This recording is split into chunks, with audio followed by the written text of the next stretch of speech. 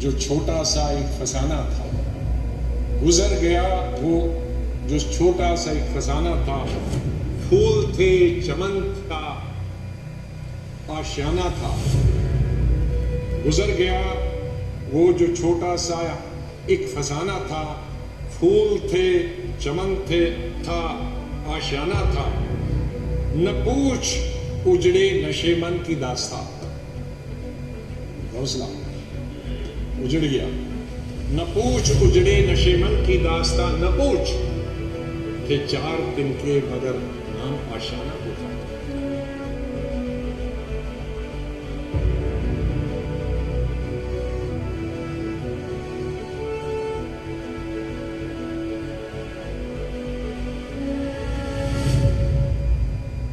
आप दोनों यहां बैठे हैं, उसको फिर आशियाना बनाए जो इस वक्त उजड़ा हुआ है, उसके लिए हम सबको प्रयास करें। दिल ना उम्मीद तो नहीं, नाकाम ही तो है।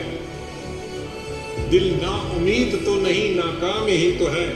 लंबी है गम की शाम, शाम ही तो है। गुलाम नबी आजाद देश की सियासत का वो नाम जिनके विचार कभी गुलाम नहीं रहे। जब भी किसी मुद्दे पर मन में कोई बात उठी तो उसे पूरी आजादी से सामने रखा। कांग्रेस में रहकर भी जनहित में पार्टी लाइन से हटकर अलग बयानबाजी आजाद साहब का पुराना स्टाइल और उनके इसी स्टाइल को पूरा देश सलाम कर रहा है।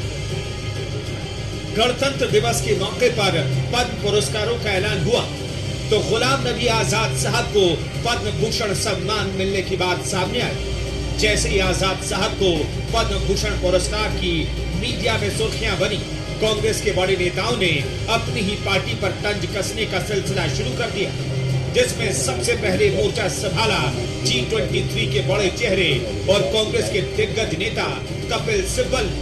कपिल सिब्बल ने ट्विटर के जरिए अपने आजाद ख्याल यूं बयां कर दिए।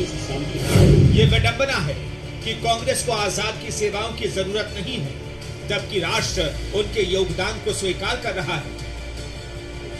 कपिल सिब्बल ने कांग्रेस पर करारा तंज कसा तो कांग्रेस की तरफ से मोर्चा संभाला जयराम रमेश। जयराम रमेश ने वैसे तो पश्चिम बंगाल के पूर्व सीएम बुद्धदेव भट्टाचार्य के पद्म सम्मान नहीं लेने के फैसले की तारीफ की, लेकिन गुलाम नबी आजाद पर तंज भी कस दिया। यही सही चीज थी करने के लिए। वो आजाद रहना चाहते हैं, गुलाम नहीं। गुलाम नबी आजाद को पद्म सम्मान उनके देश के प्रति भावना और बतौर नेता जनता की सच्ची सेवा के लिए दिया जा रहा है। बावजूद इसके कांग्रेस के नेताओं को इसमें सियासत दिख रही है। अपनी ही पार्टी के नेता को मिल रहे सम्मान पर वो सवाल खड़े कर रहे हैं। लेकिन इस बीच शशि थरूर साहब कहां चुप रहने वाले थे। शशि थरूर विचारों के धनी हैं, ये तो पूरी दुनिया जानती है। लेकिन गुलाम नबी आजाद साहब को पद्म सम्मान क्या मिला? वो तो हिंदी के कवि भी बन गए। छोड़कर जा रहे हैं घर अपना, शायद उनके कुछ और सपने हैं। अब उधर भी सब अपना सा है, अब उधर भी तो सभी अपने हैं। सियासत का अपना शगल है, किसी भी बात पर शुरू हो जाती है। गुलाम नबी आजाद साहब को पद्म सम्मान का ऐलान हुआ तो ट्विटर पर एक फर्जी खबर भी ट्रेंड होने लगी कि गुलाम नबी आजाद ने ट्विटर प्रोफाइल से कांग्रेस शब्द हटा दिया है, जिसके बाद ये कयास भी लगाए जाने लगे कि क्या कांग्रेस का एक और दिग्गज साथी अब हाथ का साथ छोड़ देगा। मुझे उम्मीद है कि प्रधानमंत्री ने एक क्राइटेरिया बनाया पद्म भूषण का, और वो क्राइटेरिया, वो स्टैंडर्ड गुलाम नबी आज़ाद है।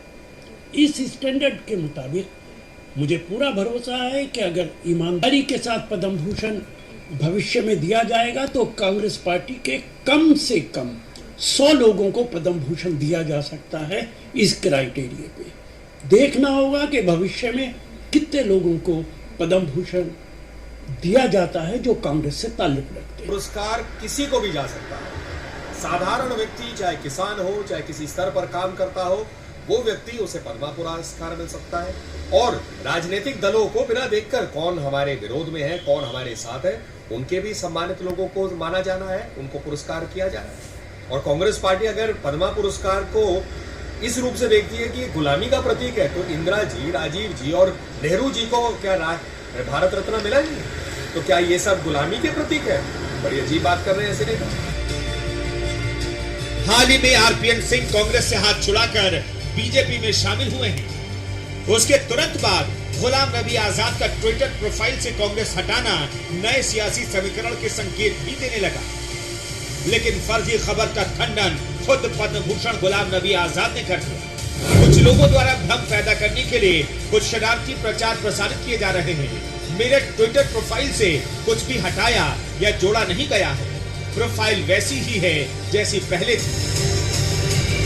गुलाम नबी आजाद को पद्म सम्मान उनकी सियासी काबिलियत के दम पर मिला है। जम्मू कश्मीर के मुख्यमंत्री से लेकर भारत सरकार के स्वास्थ्य मंत्री और राज्यसभा में विपक्ष के नेता तक का उनका सियासी सफर शानदार रहा है। गुलाम नबी आजाद की सियासत का अपना अंदाज है और उनके इसी अंदाज के प्रधानमंत्री मोदी भी मुरीद हैं। राज्यसभा से विदाई के वक्त पीएम मोदी ने उनकी खुले मन से तारीफ भी की थी। मुझे चिंता इस बात की है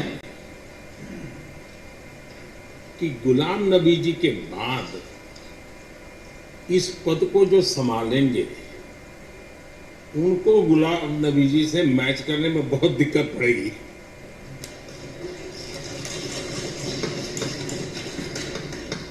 क्योंकि गुलाम नबी जी अपने दल की चिंता करते थे, लेकिन देश की और सदन की भी उतनी ही चिंता करते थे। ये छोटी बात नहीं है जी, ये बहुत बड़ी बात है। वे सदन की और देश की चिंता को प्रायोरिटी देने वाले नेताओं में से रहे। गुलाम नबी जी ने बखूबी इस काम को निभाया है। जम्मू कश्मीर की सियासत के सर्वमान्य नेता गुलाम नबी आजाद अब पद्म भूषण गुलाम नबी आजाद हो गए हैं। सम्मान के सिलसिले में वो एक पायदान और ऊपर चढ़ गए हैं। इस वजह से गणतंत्र दिवस के जश्न की खुशी दोगुनी हो गई है।